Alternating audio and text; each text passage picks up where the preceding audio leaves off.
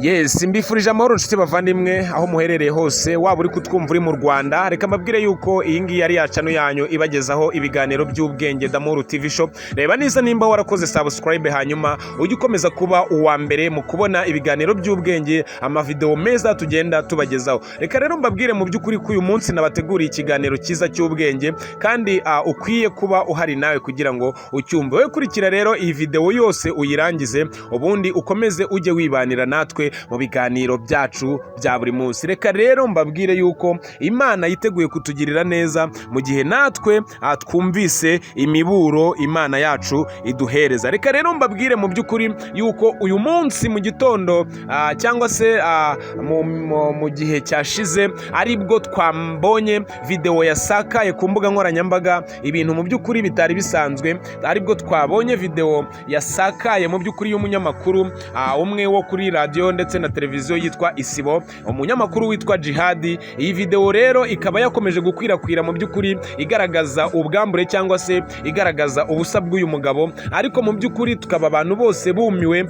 Ibintu bikaba byakomeje kugenda bicanga abantu benshi. Ariyo mpamvu mu by'ukuri uyu mwanya ngufasha kugira ngo nze ngira inama urubyiruko ndetse ngira inama abavandimwe, baba basore, baba abagabo, baba abagore ndetse n'abakobwa bakomeza kugenda bakinisha imibiri yabo bashaka kugera ku byishimo byabo bya nyuma. Nyamara iyi ngiyi ntabwo ariyo nzira Imana yageneye umwana w'umuntu kugira ngo agere kuri biriya byishimo, ahubwo Imana yahaye umugisha ibi bikoresho cyangwa se uyu mibiri yacu kugira ngo ibe insengero z'Imana. Ntabwo rero umubiri wawe waba urusengero rw'Imana mu gihe ukiwukinisha, mu gihe ugikirana nawo, mu gihe utazi mu by'ukuri aho ibintu mu by'ukuri uri gukora bizakugeza. Reka mbabwire yuko bamwe mu bantu bakora cyangwa se babaswe n'ibi bikorwa byo kwikinisha, reka mbabwire yuko muba muri kwicukurira imva mutabizi. Reka nkubwire yuko wowe wabaswe n'iyi ngeso yo kwikinisha, ni ukuri n'ubwami bw'ijuru ntabwo ushobora kububona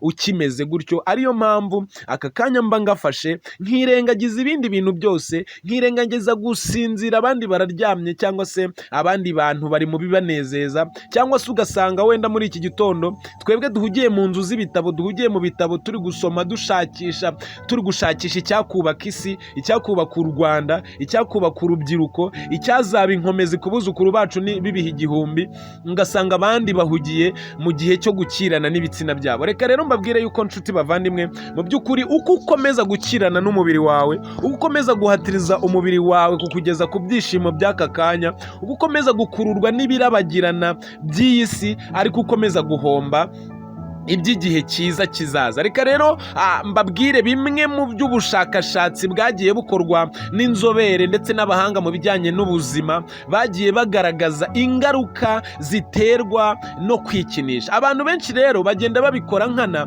birirwa bareba ubuvideo bw'urukozasoni, birirwa bareba ubukobwa bubyina bwambaye ubusa, birirwa bareba utuntu tugiye dutandukanye mu by'ukuri umuntu atabona uko avuga, ariko mbibutse yuko uri kwicukurira imva utabizi.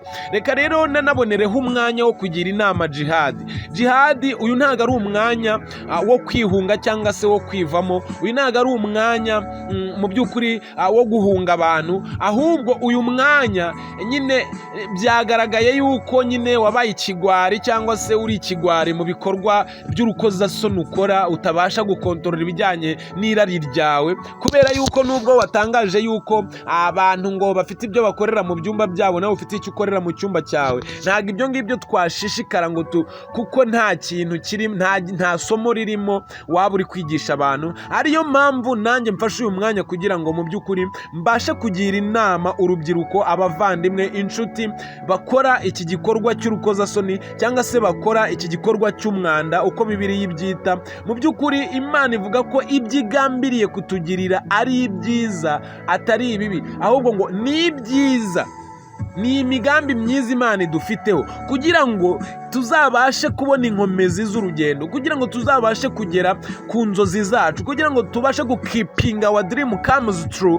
We must live some habit badly, because ibi bintu abantu bakomeza kugenda bakora bibi by'urukozasoni, ni nabyo usanga ahanini bikomeza gutuma abantu basaza nabi, bagasaza imburagihe, bagasaza bakarwara indwara zidakira, barabitewe n'imyitwarire mibi bagize ahashize habo. Aka kanya rero niyo mpamvu njyewe nemeye nkavuga ni umwanya wanjye ntabwo nzawutakaza mu bijyanye no kunywa amayoga n'iki. Ugasanga abantu benshi bahuriye ngo kwa Kabebe mu tubari cyangwa se mu tubyiniro tw'abambaye ubusa, ugasanga aratashye riramuhitanye kubera nyine ibyo byose yirirwamo cyangwa se yagoroberejemo. Niyo mpamvu mbashishikariza gufata umwanya wanyu mugasenga.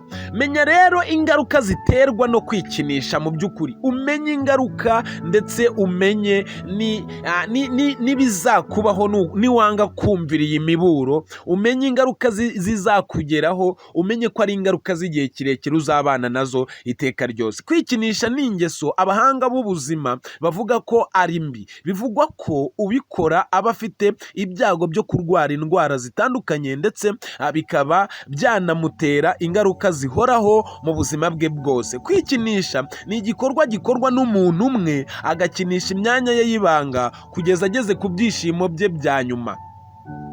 Nk'umuntu wakoze imibonano mpuzabitsina, tekereza nawe urebe imbaraga bitwara gutereta umukobwa cyangwa se kwemera ugakwa, ugatanga inkwano za miliyoni zigakobwa, ugakoresha ubukwe kugira ngo nibura uzabone umugisha nawe kujya ugera ku byishimo byawe bya nyuma. Noneho inyangabirama rero cyangwa se ba mujinya cyangwa se bamwe bafite ukuboko k'ubute bagakomeza bakagira bate, bakagana za kokombure, bakagana za karoti, ibitoki, ibiki, za dirido, abandi bagakoresha ibindi bikorwa, abagabo ngo ni ibikotoro n'iki. Mu by'ukuri ibi bikorwa murabona bikwiriye? Ubu se Jihad aho ari aranezerewe ko we nyine yabikoze? Wenda iyo bamufata ari kuryamana n'umwana w'umukobwa mwiza w'umuyumbu muremure w'umutarushya isiga, ibyo byari kuba byacecetswe byarangiye. Uyu mwanya rero nkufashe kugira ngo mbashe kugira inama bamwe mu rubyiruko, mwa dusore mwe, mwa bagabo mwe, ndabinginze rwose muve muri ibyo bikorwa by'umwanda. Yes, ni igikorwa kandi gikorwa n'abagabo ndetse n'abagore, ariko cyane cyane bikagaragara mu rubyiruko rw'impande zombi, baba ari abahungu cyangwa ari abakobwa. Amakuru dukesha urubuga rwitwa ofemin.com ndetse n'abaganga bagiye baganira na Damuru TV show batubwiye yuko ubushakashatsi bwerekanye ko mu barwayi 1000 b'igituntu abagera kuri 414 muri bo baba baragiteye no kwikinisha. Ibaze nawe gukonkoma igituntu, murabizi uburyo ndetse kifata no mu magufwa. Ureba uriya musokoro, uriya murama ni kimwe mu bintu bituma umugabo agera ku nshingano, bituma uriya murama, buriya abahanga bo bavuga yuko uriya murama uko ukomeza kuwutsimbararaho ari kugenda ukabya inzozi. Ugasanga umugabo arakomeye, ni umugabo rwose w'igihagararo mwiza, arakomeye cyane kubera yuko yashikamye ku murama we. Abahanga bo rero nk'abafilozofi ba kera bamaraga igihe kirekire. Mbahaye urugero nko kuri Mayweather umuteramakofe, mbahaye urugero nko kuri Cristiano Ronaldo cyangwa se ba Messi. Iyo bafite imikino ihambaye y'amashampiyona bazakina, ntabwo rwose ushobora kubona yagiye mu bikorwa nk'ibyo by'urukozasoni cyangwa se yagiye kubonana n'umugore we. Kubera iki? Kugira ngo abashe gukipinga imbaraga ziraza kumugeza ku ntsinzi. None wowe uri kwifata ugafata umubiri wawe ukajya kuwushengabaza, nta isegonda rimwe cyangwa amasegonda 2 y'ibyishimo agatuma uhomba ibyishimo by'iteka ryose, agatuma ushenjagura umubiri wawe by'iteka ryose. Ibaze nawe aho mu barwayi 1000 b'igituntu 414 baba barabitewe no kwikinisha. None Jihad agiyeho nawe yabigize umwuga, hamwe n'abandi ndabazi, n'abandi barahari benshi. Ariyo mpamvu nafashe uyu mwanya kugira ngo mbakebure, mbabwire n'iki ijambo ry'Imana ribivugaho. Ibyo kandi bishobora no kuba intandaro yo kurwara umutima, ndetse n'impyiko, umwijima n'izindi ndwara zishobora kubahitana. Tekereza kugira ngo ubwawe nk'uko nabibabwiraga haruguru wicukurire imva ukoresheje ukuboko kwawe, wicukurire imva ukoresheje karoti cyangwa se ukoresheje kokombure, wicukurire imva ukoresheje igikotoro. Ibyo byishimo by'isegonda rimwe harimo no kwangirika k'umuyoboro utwara amaraso muri ibyo bitsina byanyu muba muri kwangiza. Ugasanga umuntu mu by'ukuri ni umuntu uhagaze, yarapfuye ahagaze ari ukumubona agenda. Bamwe mu babikora icyo gikorwa cyo kwikinisha ngo bagera igihe bakumva bashaka gukora imibonano n'abo bahuje ibitsina, bya bindi by'ubutinganyi. Abo banyarwaya n'abo ba jihadi bakomeza kugenda bashinjanya. Ibyo bintu mu by'ukuri bikomeza guterwa n'iki? Bikomeza guterwa n'uko baba babuze kontorore mu bijyanye n'amarangamutima yabo cyangwa se mu bijyanye n'irari ryabo. Aba bantu rero ugasanga mu by'ukuri bashaka, batinya abo badahuje igitsina, nawe ubwo agahora yishinja icyaha, akumva afite ipfunwe, akabura uko abigenza, akavuga ati wenda uwo tudahuje igitsina we nanamuhonga ibya mirenge, cyangwa se wenda nawe yarikinishije, reka tubare duhuze ibitsina. Can you imagine mon chers amis? Kwikinisha bitera kandi imikorere y'ibyiyumvo by'ibitsina idasanzwe, bimwe bita mu rurimi rw'igifaransa hypersensibilité sexuelle, ku buryo umuntu ukunda kwikinisha agera aho yumva yakora imibonano mpuzabitsina buri kanya, yarabaye nk'isazi. Mu by'ukuri buri munota, buri segonda ugasanga ibyiyumviro byo gukora imibonano mpuzabitsina ni byose. Agera naho kandi yihagarika inkari zikaba zasohokana mu by'ukuri n'amasohoro ku bagabo, ndetse n'amasohoro akajya ageraho akaza amutunguye, umuntu akamera nk'aho yarwaye fisitire. Mu by'ukuri umuntu akamera nk'aho yarwaye fisitire. Kwikinisha bitera kandi kugabanuka kw'ibyishimo mu gihe cy'imibonano mpuzabitsina hagati y'umugore n'umugabo, bikagabanya ingufu z'imikorere y'ubwonko. Umuntu agatangira mu by'ukuri kwibagirwa bidasanzwe, kuba umubiri utakwihagararaho igihe haje indwara nko kuribwa n'umutwe udakira, n'ibibazo by'amaso. Umuntu agatangira kutabona neza, umuntu akaba impumyi mu by'ukuri. Nk'ubu ngubu ndi gusoma ibitabo 9:30, ugasanga umuntu muri aya masaha ari guhungetwa, ntiwamuganiriza, ntiwamugisha inama, nta kintu mwaganira. Ariyo mpamvu nafashe umwanya kugira ngo nibura tubashe gukeburana,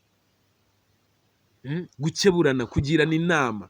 Mu by'ukuri birakwiye ko abantu tugirana inama, cyane cyane urubyiruko, kubera yuko ni mwebwe baragwa ba runo Rwanda, ni mwebwe baragwa ba buno butaka Imana yaduhaye. None tuzaraga bande buno butaka? Tuzaraga bande u Rwanda nimba mukomeje gukora ibi bikorwa byo kwikinisha? Urareba video z'abantu bambaye ubusa kuri Instagram, kuri za TikTok, babyina bambaye ubusa kuri izo website ziberaho amafilime y'urukozasoni, bukagukeraho.